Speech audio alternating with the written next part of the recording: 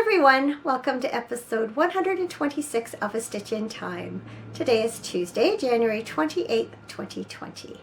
My name is Carol. I am Knitsnpurls on Ravelry, and I am coming to you from my home in the Fraser Valley of British Columbia, not too far east of Vancouver.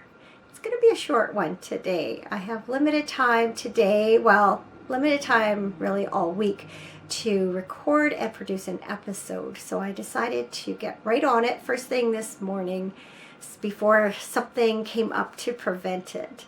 The downside of that is the lighting might not be fantastic. I normally record in the afternoon and I rely quite heavily on the natural light that comes in from this west facing window over here. But it is still morning, it is overcast and a bit showery today, and so I'm relying more on this artificial overhead light. Doesn't look too bad in the screen, so hopefully it's not too bad for viewers. It's what I have to work with today. Speaking of viewers, I would like to say a special hello to any of you who might be checking out the podcast for the first time. Thanks so much for stopping by. I hope you like what you see and that you'll be back. And of course, hello to any of you returning viewers. I appreciate so much that you've come by once again to spend some time with me. Thank you also to all of you who reached out this past week. It's always great to hear from you. I know there are a few messages I've yet to respond to, so if you haven't heard from me by the time this episode airs, know that it is on my to-do list and you'll hear from me soon. I try really hard to reply to all messages, but I've been away for a few days and pretty well offline for the vast majority of that time, and so I haven't got to that job yet. I usually sit down 2 or 3 times a week and do some in groups. That seems to work best for me.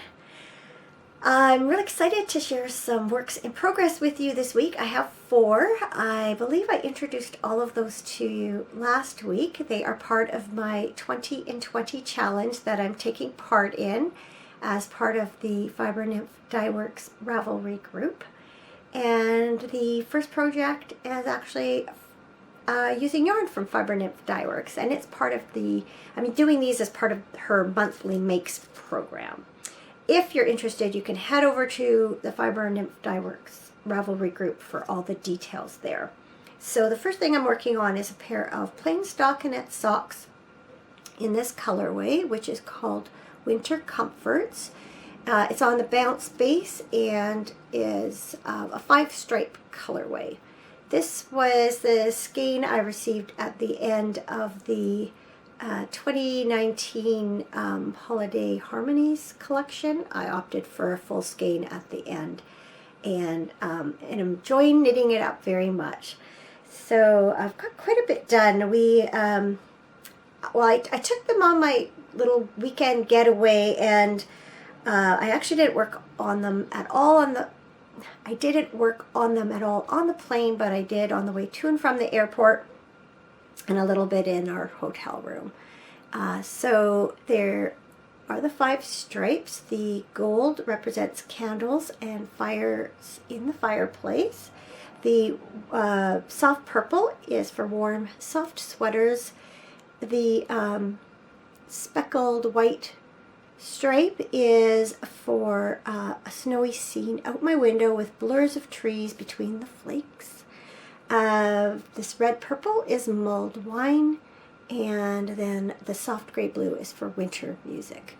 So they are coming along nicely. You can see it's a top-down sock. My usual 64 stitches on a 2mm needle. I'm a fairly loose knitter, so I always have quite a small sock needle.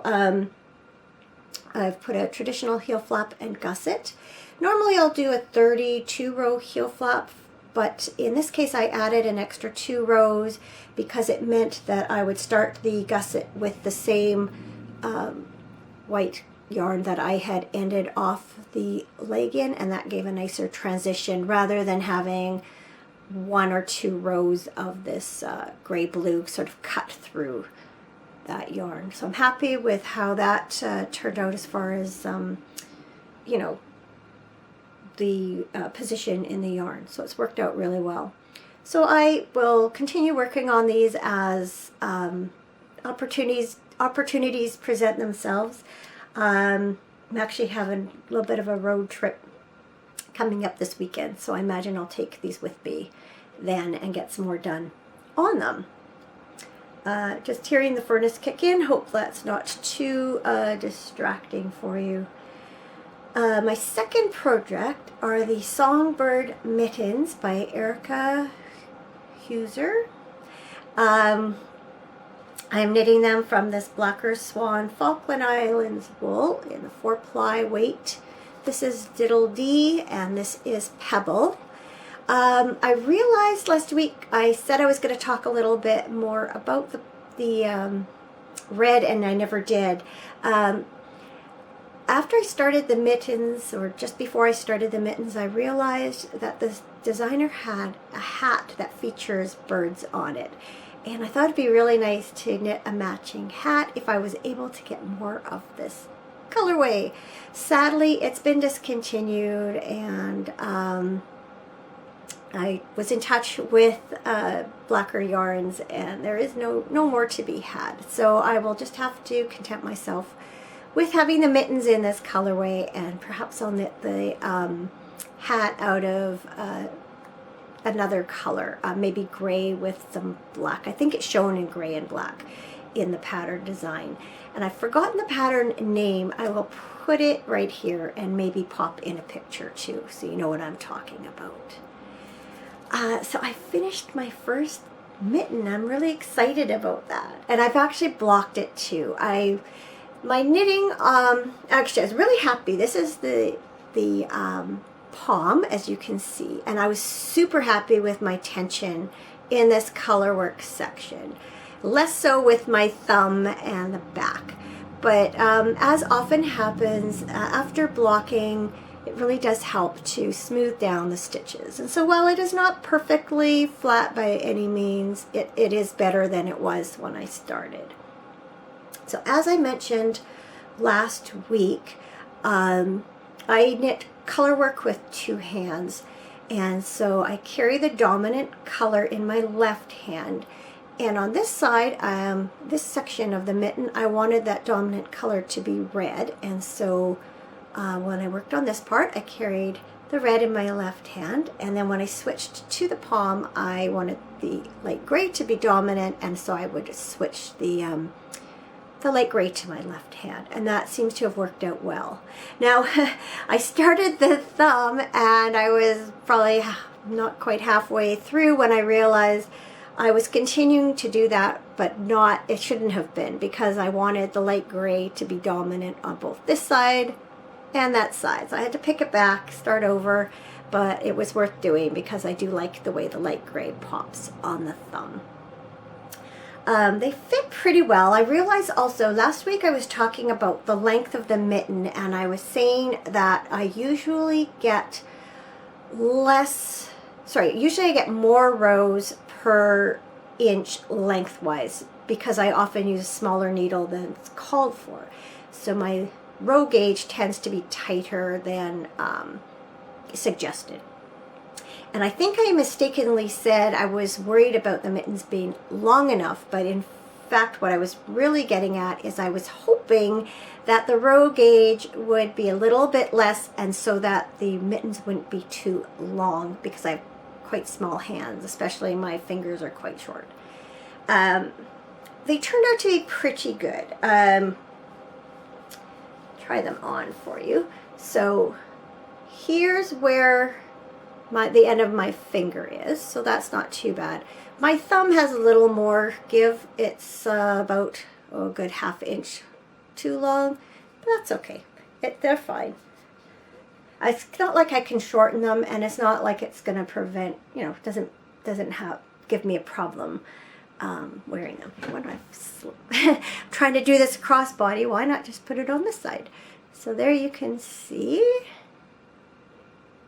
And then, aren't they nice? I'm so excited to finally be knitting these, because I have had this yarn set aside for at least a couple of years, and I think it was a couple years, if not one, or if not two, one for sure. But I think they're lovely. I have yet to cast on a second one. I did my ribbing in a 2mm needle, and then I switched to a 2.25 for the color work because I tend to knit a little bit more tightly over color work, and that seems to have worked out well. So love them, love them. So that's WIP number 2. Just whipping through them here. Which one do I have written down next? Zweig by Caitlin Hunter.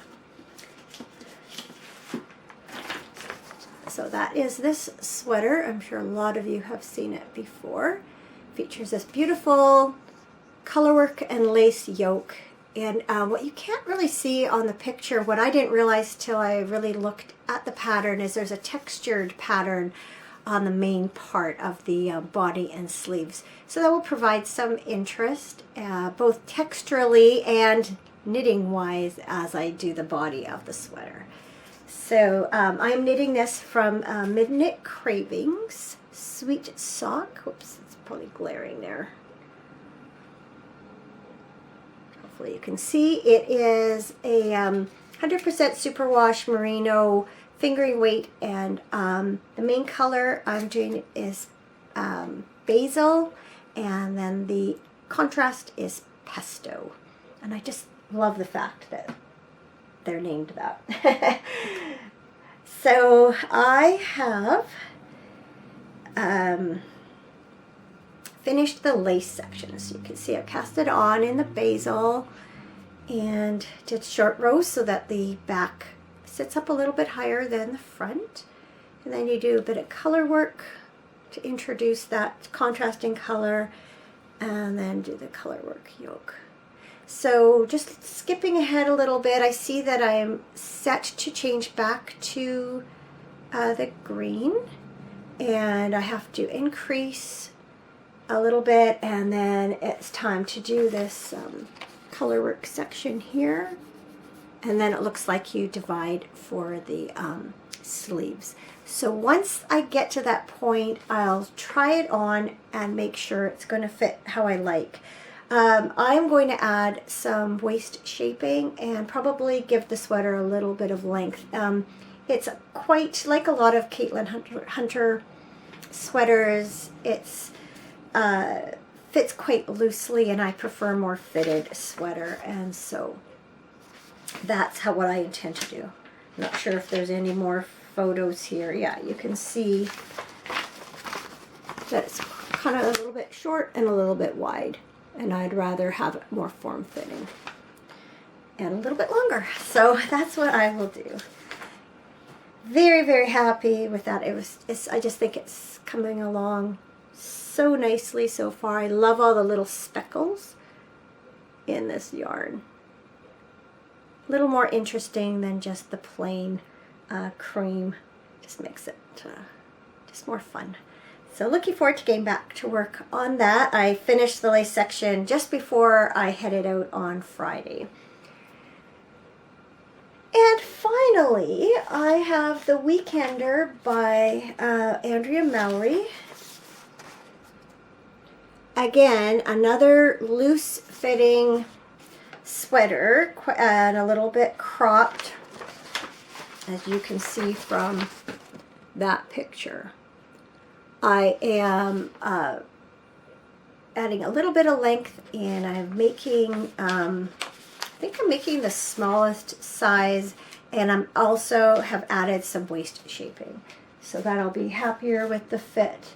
I am making that out of, this is all I have left in my second ball of yarn. It's Cascade 220 Superwash Wave, and it's a color changing yarn, and this is color number 116, which is Deep Sea. And if I'm almost at the end of the second ball, you know that I have quite a bit done on it. So I have completed all the waist shaping and am now just knitting the last couple of inches until it's time to divide for the sleeves. So it's really interesting the way it's constructed is you knit it inside out because there's a reverse stockinette stitch background and features this drop stitch down the front and down the back. And but you knit it inside out because a lot of people prefer to knit rather than purl, and so that's how the designer wrote it. And that's fine with me. You can go zip, zip, zip. I don't mind purling, but definitely is easier and faster to knit. So this features a split hem. You can see that the front hem is a little bit shorter than the back one. And as I mentioned, I added waist shaping. I did it to 25% of the way in from each side on the front and a third of the way in from each side on the back. And that'll just add a little bit more shape to it. If you've been watching, you know I was not really happy with the shaping, the fit of my recent FO granito. And so I'm deliberately making this a little bit less loose and casual. And I have been using my Hero pullover as a bit of a guideline because they're both knit from worsted weight yarn, and this is fitting it's a little bit bigger, which is fine. It is a looser sweater, but it's fitting quite close to how Hero fits, and I'm really happy with the fit of that sweater. So that is definitely coming along. I've done a fair bit. I've been watching some of the impeachment hearings this past week, and so all of these projects have been, especially something like this is a good thing to work on during something like that. So that is it for my knitting. A couple of weeks ago I showed you I was working on a pair of hand spun socks for one of my curling teammates, and I think when I showed them to you I had got as far as the heel on the first sock, but until I got her to try them on for fit I didn't want to continue. And then curling was canceled last week because of snow, and so I did see, well, I guess not last week, a week and a half ago. So we did have curling last Thursday and she tried them on, they fit great. So now I can continue on those socks, and they won't take too long because they are basically a worsted weight yarn overall, and they do knit up quickly. So I'll work on those at some point this week too. I know she's very excited about getting them. I had knit a pair for her last year, and so she asked. I actually have another colorway another color to also knit. The ones I'm working on are brown, and then I've got kind of an aqua color yarn that she had brought to me for another pair. So I'll try and knock out the brown ones quickly, and then she'll have one more pair to wear, and then it shouldn't take me too long to do the others. But I am trying to fit it in around my own projects because I'm feeling a little bit selfish right now after all the gift knitting done over the Christmas season. Cannot tell a lie, I'm ready to work on some things for myself. So I'm just trying to strike a balance with that. I am continuing to read The Victory Garden by Rhys Bowen and quite enjoying that. Some of the plot line I've been able to predict, and other things are taking me a bit by surprise. So it's definitely going in a little bit of a different direction than I expected. And I always like when a book does that. You don't want it to be too predictable. And that's about it. As I mentioned, I was away for a few days. My mom and one of my sisters and her husband flew down to Wendover, Nevada. It's a little gambling town on the Nevada-Utah border. And they have flights that go out of Bellingham, Washington periodically. It's part of a package. You get your flight and your hotel. for, this is a 3-night getaway for a really good price. It's just a fun little getaway. This is the 5th time I've been. It had been 4 years since last time, so I was ready to go back. And we just had a nice, fun weekend.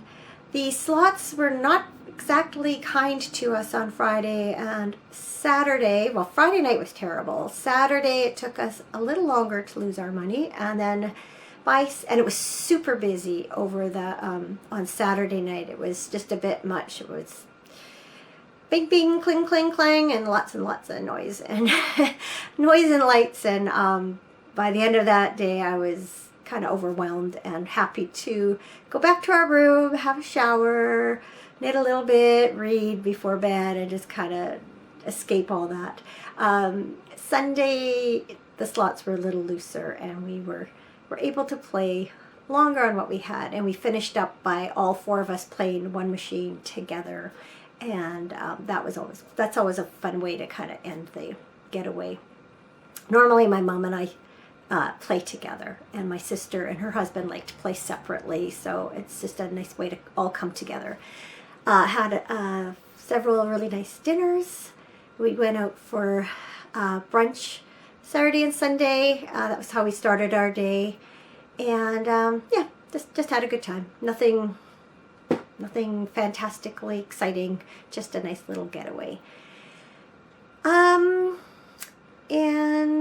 so yeah, back to real life, as I call it. My mom is currently at my sister's house. She is going to come to us tomorrow or the next day, sometime later this week anyway, and then Cameron and I will run her back home on Saturday, stay overnight, and come back Sunday.